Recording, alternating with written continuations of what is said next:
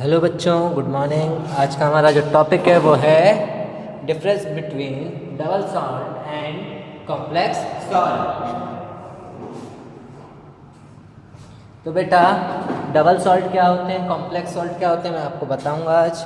तो बेटा double salt जब दो या दो से ज़्यादा नॉर्मल सॉल्ट आपस में कंबाइंड हो जाते हैं विथ क्रिस्टलाइन वाटर, तब बनता है डबल सॉल्ट। तो इसमें जो डिफरेंस है वो हम लिखेंगे दो साइड में, डबल सॉल्ट, कॉम्प्लेक्स सॉल्ट, द्विक लवण, और यहाँ पर संकुल लवण। जैसे बेटा देखो द्विक लवण की बात करें, द्विक लवण की बात करें तो उसमें पहला जो है ऐसे योगात्मक यौगिक जो बेटा ऐसे योगात्मक यौगिक जो पानी में पूरी तरह घुल जाते हैं वो क्या होते हैं बेटा, द्विक लवण। ऐसे additional compound which completely dissolve in the water are called double salt. और संकुल लवण क्या होते हैं बेटा, ऐसे योगात्मक यौगिक those addition compounds which can not dissolve completely into the in the water into their ions, जो कंप्लीटली डिजॉल्व नहीं हो पाते हैं उनके आयंस में, वो होते हैं कॉम्प्लेक्स सॉल्ट। पहला तो ये है। दूसरी चीज़ बेटा, इसमें सिर्फ आयनिक बॉन्ड होता है, आयनिक बंध, आयनिक बॉन्ड, आयनिक बंध होता है। यहाँ पर बेटा उपसह संयोजक बंध होता है, उपसह संयोजक बंध उपस्थित होता है, कोऑर्डिनेशन बॉन्ड। यहाँ पे कोऑर्डिनेशन बॉन्ड प्रेजेंट रहता है। बेटा तीसरा डिफरेंस जो है हमारा वो क्या है, तीसरा डिफरेंस है बेटा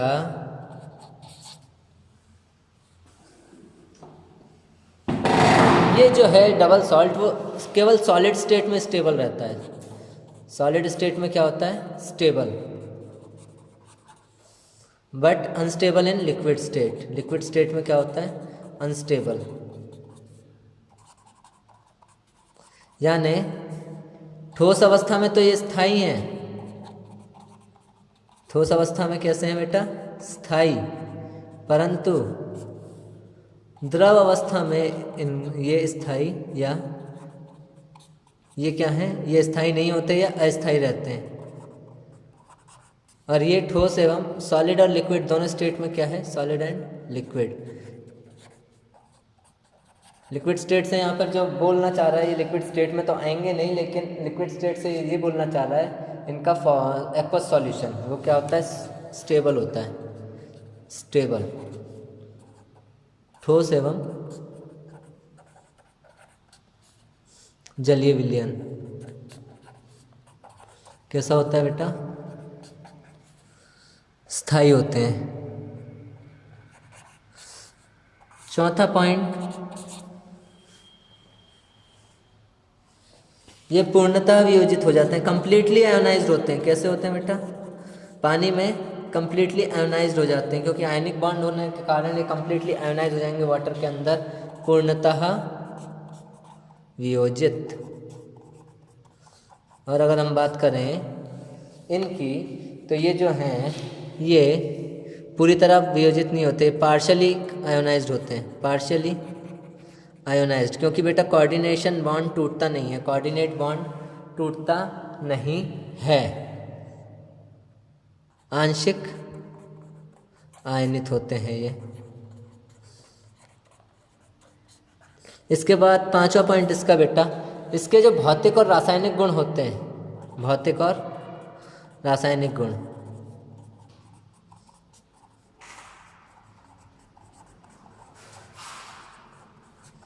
अव्ययी तत्वों के समान होते हैं,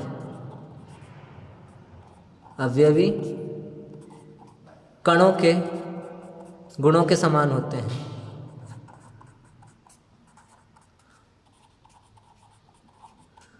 physical and chemical properties, chemical properties, ये क्या होती हैं? Similar to constituent particles. इसके भौतिक और रासायनिक गुण क्या होते हैं बेटा? इनके कणों के समान नहीं होते। यहाँ पर जस्ट उल्टा, इनके कणों के समान नहीं होते। Physical and chemical properties not similar to their constituent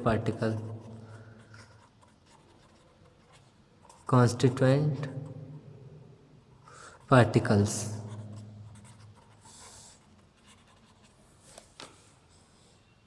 अव्ययी कणों के समान नहीं होते। क्या? अव्ययी कणों के गुणों के समान नहीं होते। क्या नहीं होते हैं बेटा? इनके भौतिक और रासायनिक गुण नहीं होते। अब हम बात करते हैं उदाहरण की। तो बेटा द्विक लवण का उदाहरण, डबल सॉल्ट के उदाहरण लिख रहा हूँ। द्विक लवण के, डबल सॉल्ट, द्विक लवण। बेटा द्विक लवण के उदाहरण हैं मोहर सॉल्ट, मोहर लवण। फॉर्मूला होता है FeSO4 dot NH4 whole twice SO4 dot 24H2O। बेटा एक लवण और दूसरा लवण, दो लवण दिख रहे हैं इसमें, इसलिए ये द्विक लवण है। क्या है? Double salt. दूसरा देखिए, दूसरा उदाहरण एल्यूनाइट।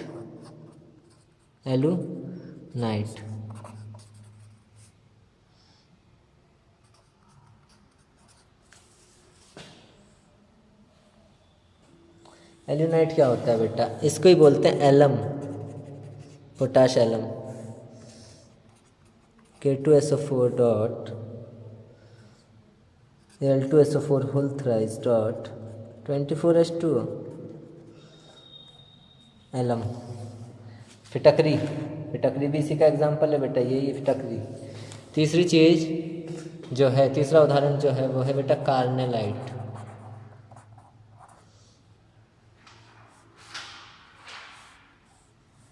कार्नेलाइट बेटा एल्यूनाइट नहीं लिखना, मेरे को एग्जैक्ट याद नहीं है, एलम ही है इसका नाम, हिंदी में भी एलम। कार्नेलाइट की बात करें तो वो होता है बेटा KCl dot MgCl2 dot 6H2O। ये तीनों बेटा द्विक लवण के उदाहरण हैं। और संकुल लवण की बात करें तो संकुल लवण में कॉम्प्लेक्स सॉल्ट के जो एग्जाम्पल होंगे वो होंगे बेटा हमारे, देखो कॉम्प्लेक्स सॉल्ट के एग्जाम्पल देखिए आप, NiCO4, इनमें कोऑर्डिनेट बॉन्ड होता है, कोऑर्डिनेशन स्फीयर लगता है, K4FeCN6,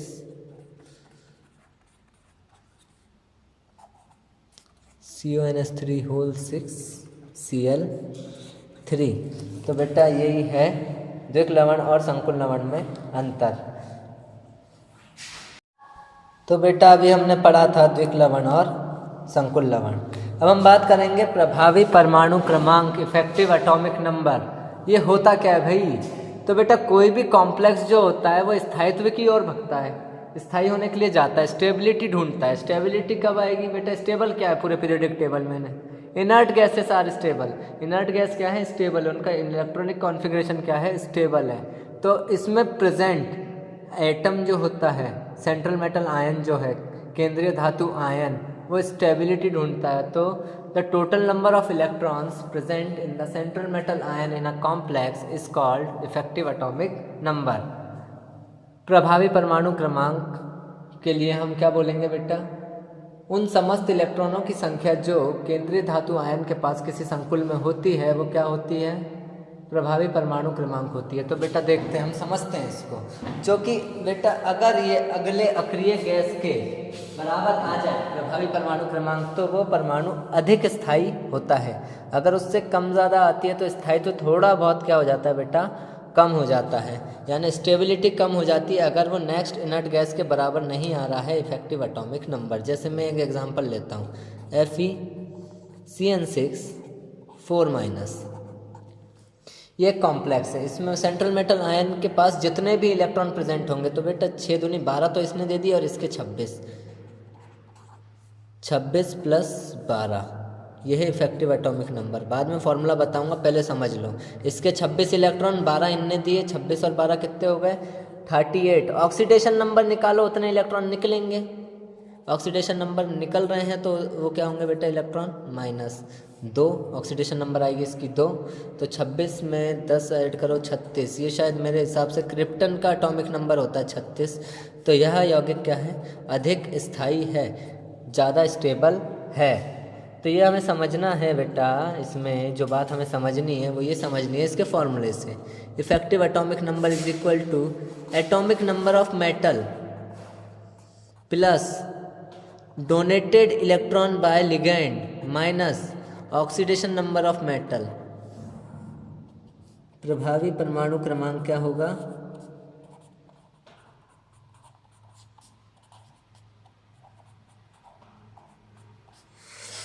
प्रभावी परमाणु क्रमांक होगा यहाँ पे धातु का परमाणु क्रमांक प्लस लिगेंड द्वारा प्रदान इलेक्ट्रॉन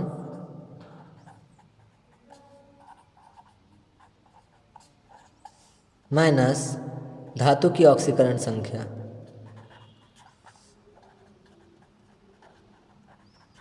ऑक्सीकरण संख्या देखो कैसे निकालेंगे। जैसे मान लो आपको एग्जाम्पल में दिया NiCO4, तो निकिल का इफेक्टिव एटॉमिक नंबर निकालो कॉम्प्लेक्स का। एटॉमिक नंबर कितना है निकिल का 28 प्लस लिगेंड के द्वारा प्रदान 8 माइनस 0, 28 और 8 36, ये भी क्रिप्टन का होता है। तो बेटा ये क्या है, स्थायी है, स्थायी, अधिक स्थायी, पूर्णतः स्थायी है। तो यही होता है बेटा प्रभावी परमाणु क्रमांक। तो बेटा आज के लिए इतना काफ़ी है, बाकी हम पढ़ेंगे कल।